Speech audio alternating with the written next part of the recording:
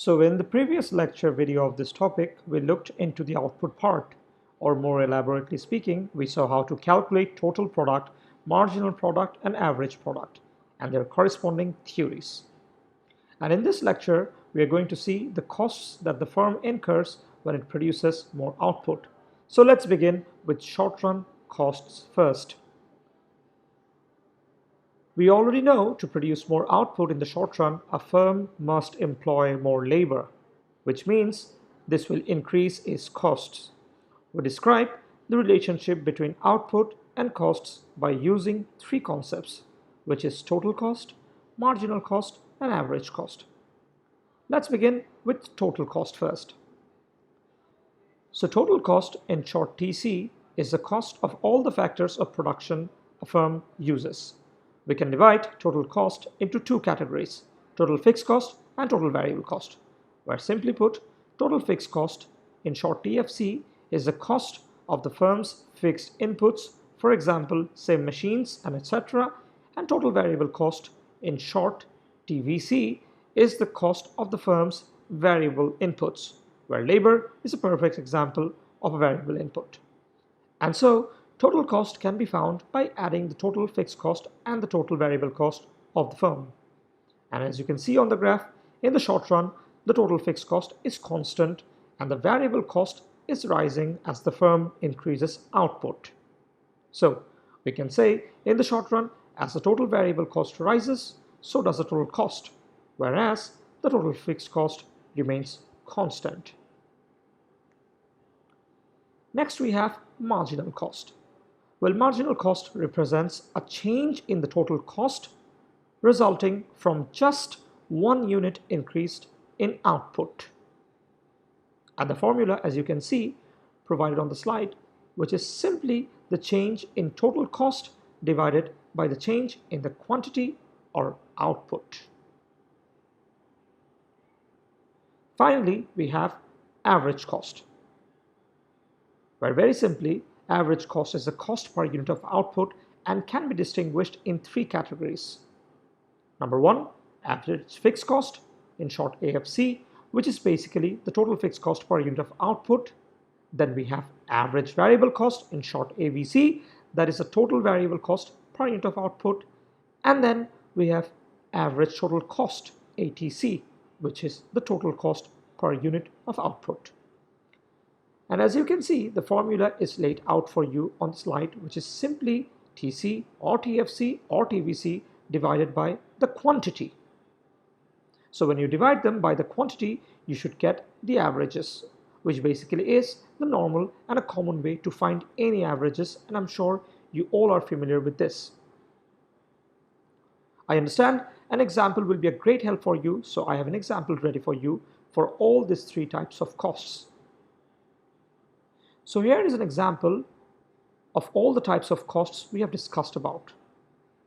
And also the answers are given for you.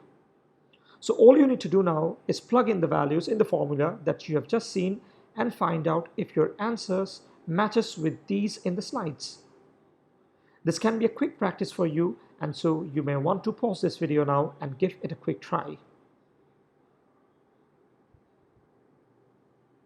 So, if you've worked out the example, and if we're asked to plot your findings, you should get a graph something like this, where you can see the average total cost or the ATC curve has a U shape. And this can be explained with two reasons.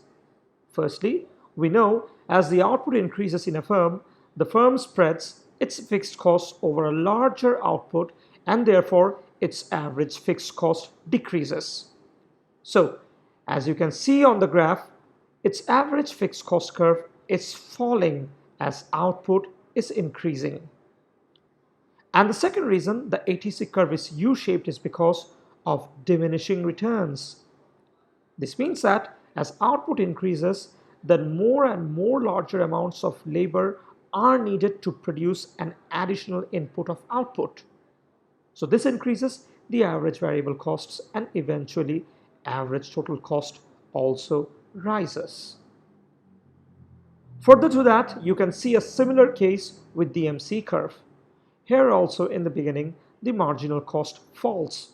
However, as output increases, each additional labor produces now less and less output, as well explained by the law of diminishing returns, as you can see on this slide.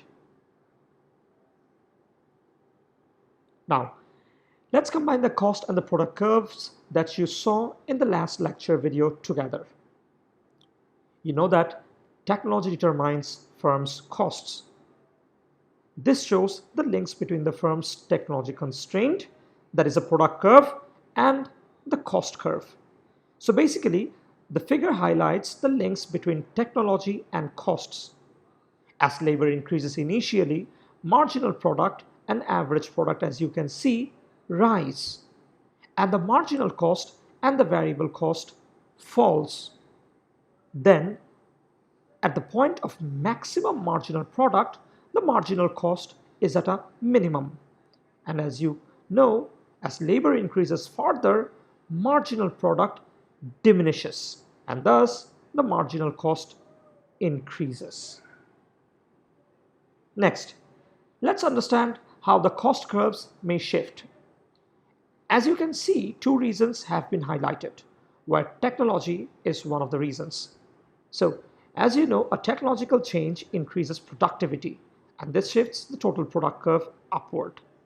It also shifts the marginal product curve and the average product curve upward too, since with better technology, the same inputs can produce more output.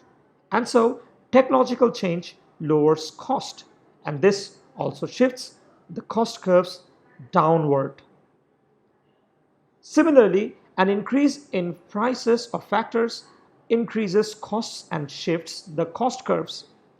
But note this, the way the cost curve shift depends on the type of factor prices that are changing.